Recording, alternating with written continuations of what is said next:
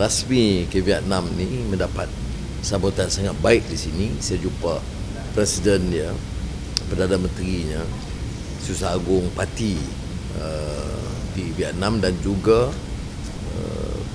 Presiden Perhimpunan atau Majlis Perhimpunan Parlimen Vietnam. Hubungan kita ditingkatkan. Vietnam ini dari pengalaman penjajahan Perancis dan usaha penaklukan Amerika Syarikat dapat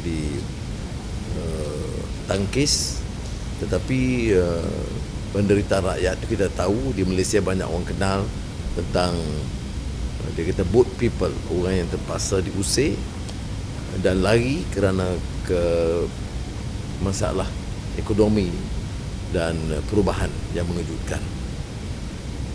Tetapi seperti mana kita tahu, dia boleh meningkat maju dalam masa singkat sebagai kekuatan ekonomi yang menggerunkan, menakjubkan dalam masa singkat, dan di antara negara membangun dan berkembang yang paling berjaya di dunia. Dan ini pertamanya kerana kesatuan yang dulunya pecah pada Vietnam Utara dan Selatan menjadi satu, dan fokus rakyat itu ialah persatuan dan perpaduan dengan matlamat yang jelas, membangunkan negara dan membela nasib rakyat. Jadi bagi kita ada pengalaman dia yang patut kita pelajari, dan dulu 90-an saya ingat dia banyak bergantung pada kita.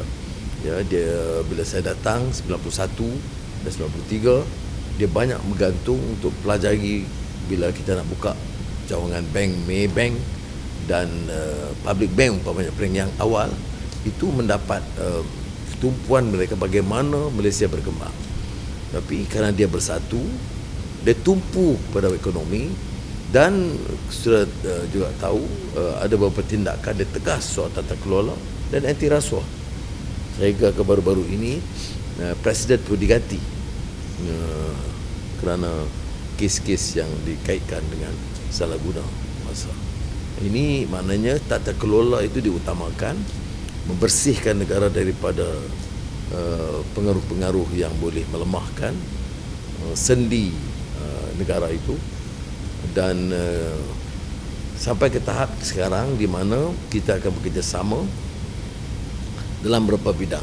Kita terus umpamanya dalam pelaburan kita itu ke-9 di dunia, dan perdagangan juga sudah meningkat daripada zaman Covid dan meningkat tinggi, dan sikap pemerintah Vietnam ternyata mahu jalinan kerjasama dua hala yang sangat tinggi dengan Malaysia. Dia anggap Malaysia ni satu negara istimewa, hubungan dua hala yang strategik dan juga yang harus ditingkatkan. Jadi untuk maksud itu umpamanya Presiden Vietnam melahirkan keinginan menerima jemputan kepada Beliau Yang Maha Mulia Di-Pertuan Agong untuk melawat Malaysia, dan dia juga mohon supaya Tuanku Yang Di-Pertuan Agong juga melawat Vietnam. Jadi kita akan berterai kalau ada perjanjian, ada kemajuan dari segi security cyber, dari segi perjanjian sempadan, kerana ada masalah juga sikit, dan dia setuju untuk kita berunding supaya jangan ada pertindihan dan pergeseran. Dan saya bangkitkan juga tentang pencerobohan nelayan Vietnam ke kawasan kita. Dia bagi pengakuan, janji untuk meleraikan masalah ini sebaik mungkin, mungkin dengan kerjasama pasukan Angkatan Laut dengan Malaysia, dengan Angkatan Laut Vietnam. Ini nampak satu kemajuan dalam perbincangan kita untuk menghalang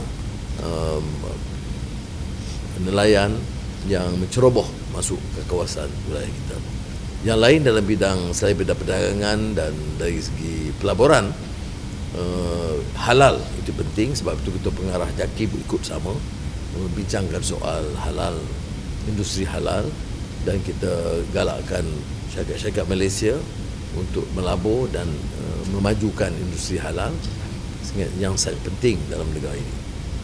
Kemudian dalam soal pendidikan, budaya, hubungan antara parlimen, semua itu diberikan perhatian. Tapi yang penting manfaat kepada rakyat ialah bila ada pelaburan yang bertambah dan kerjasama yang baik dalam bidang perdagangan, import dan ekspor.